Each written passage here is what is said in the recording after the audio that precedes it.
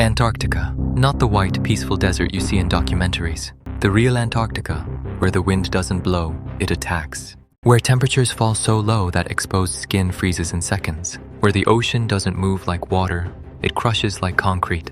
Now imagine this. You are standing on a ship. Around you, millions of tons of ice. No rescue team, no radio signal, no way to call for help. And suddenly, a loud crack echoes from beneath your feet. The floor tilts, wood begins to splinter. Men run onto the deck. The ocean itself is squeezing the ship to death. Within hours, the only shelter you have sinks beneath the ice. You are now standing on a floating sheet of frozen ocean with 27 other men, 2,000 kilometers away from civilization. No guarantee of rescue, no guarantee of survival, no guarantee of sanity. Most leaders would panic. Most crews would turn on each other. Most stories would end right there, but this one didn't. Because the man leading them had already made a decision. No matter what happens, not a single man will die. This is not just a survival story.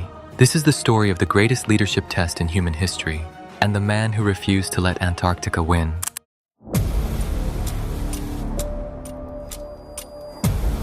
The ship's name was Endurance. It was supposed to carry Sir Ernest Shackleton and his crew across Antarctica, a historic first. A mission that would put their names beside the greatest explorers in history. But before they could even reach land, Antarctica made its decision.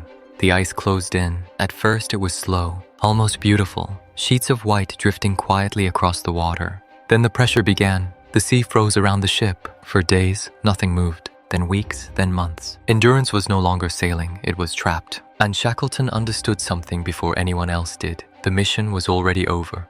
But he didn't tell them that. Instead, he told them something far more important. We will wait. That sentence sounds calm. But what he was really doing was buying time, because leadership in moments of crisis is not about truth, it's about timing. When the ice began crushing the ship's wooden hull, the sounds were unbearable. Timbers bending, metal bolts snapping, the deep groan of a vessel slowly being squeezed to death. Men couldn't sleep. Some began imagining worst-case scenarios. Others grew quiet. Fear spreads faster than cold. Shackleton knew this, so he made a decision that most people never notice when hearing this story. He controlled emotion before he controlled action. He walked the decks calmly. He joked, he played cards, he spoke in steady tones. He never showed fear, even when he felt it. Because if the leader panics, the group fractures. And Antarctica doesn't kill men first, it kills hope. In October 1915, the ice finally won. Endurance cracked apart, water rushed in. Supplies were thrown onto the ice. The ship that had carried their dreams sank beneath the frozen sea. Imagine that moment. No buildings, no trees, no mountains, just endless white in every direction. The nearest help? Over 1,000 miles away. Most expeditions in history ended in disaster at this point. Mutiny, violence, despair. But Shackleton made another critical move. He changed the goal. They were no longer explorers. They were survivors, and more importantly, they were a team. Shackleton reorganized everything. Rations were carefully measured. Daily routines were created. Chores were assigned. Hunting rotations were planned. Why? Because routine creates stability, and stability creates sanity, even in chaos. He forced men to stay busy. Idle time creates overthinking. Overthinking creates fear. Fear creates collapse. He selected sleeping arrangements carefully. He separated men who argued. He placed optimists beside pessimists. He watched behavior constantly, not like a commander, but like a psychologist. He understood something rare. In extreme conditions, physical strength matters less than emotional control. One of the strangest decisions he made? He ordered the men to leave behind personal belongings, gold watches, books, keepsakes. One man tried to keep family photographs. Shackleton threw his own gold cigarette case into the snow, a silent message. Nothing matters now except survival. He wasn't just reducing weight. He was reducing emotional attachment to the past. Because longing for what you lost makes survival harder. The past was gone, only the present mattered. For months, the men camped on drifting ice. The ocean beneath them was alive. Sometimes cracks split open nearby. Sometimes entire sections shifted without warning. They were living on a moving grave.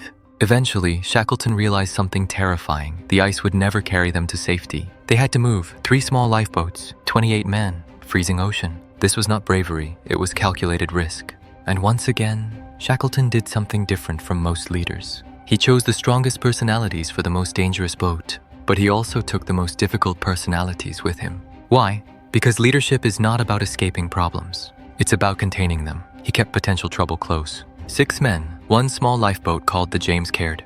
Their destination? South Georgia Island, nearly 800 miles away. across the most violent ocean on Earth, waves the size of buildings, freezing spray turning into ice on their clothes. No GPS, no motor. Just a sextant, a compass, and hope. For 16 days, they battled storms that could flip them instantly. At one point, a massive wave nearly swallowed the boat. Men screamed. The boat disappeared into darkness, then rose again. Shackleton never let them see doubt, not once. Inside, he later admitted, he thought they would die. But outside, he was steady, because fear is contagious, but so is courage. When they finally reached South Georgia Island, they weren't safe. They had landed on the wrong side. Mountains of ice and rock stood between them and the whaling station, the only chance of rescue. No one had ever crossed those mountains. They had no maps, no climbing gear, no margin for error. Shackleton chose 2 men and began walking, 36 hours. No sleep, no proper equipment. Sliding down glaciers, climbing unknown ridges, and when they finally stumbled into the whaling station, the workers didn't recognize them. They looked like ghosts, bearded, frostbitten, half-starved. Shackleton's first question wasn't about himself. It was simple. When can we go back? It took 4 attempts. Ice-blocked rescue ships repeatedly. But Shackleton refused to stop trying. And on August 30th, 1916, a ship finally broke through the ice. The men left behind on Elephant Island saw something on the horizon. A shape, smoke, a vessel. When Shackleton stepped ashore, his first words were, "Are you all well?" The reply came back, "All safe, all well." Not a single man had died. Not one. This wasn't luck. It wasn't miracle, it was leadership under pressure. Shackleton didn't defeat Antarctica with strength. He defeated it with psychology. He understood. Morale is survival. Routine is stability. Unity is power. Fear must be managed. And hope must be protected. Many explorers chased glory. Shackleton chased responsibility. He abandoned fame. He abandoned the mission. He sacrificed reputation for one goal, bring everyone home. Technically, the expedition failed. They never crossed Antarctica. They never completed the mission. By traditional standards, it was a disaster. But history remembers something else. It remembers the man who refused to let anyone die. That is the difference between success and greatness. Success achieves goals. Greatness protects people. Imagine standing on endless ice. No rescue, no certainty, no guarantee of tomorrow, and looking at 27 faces waiting for direction. What would you say? What would you do? Would you panic? Would you blame? Would you give up? Or would you make the same decision Shackleton made?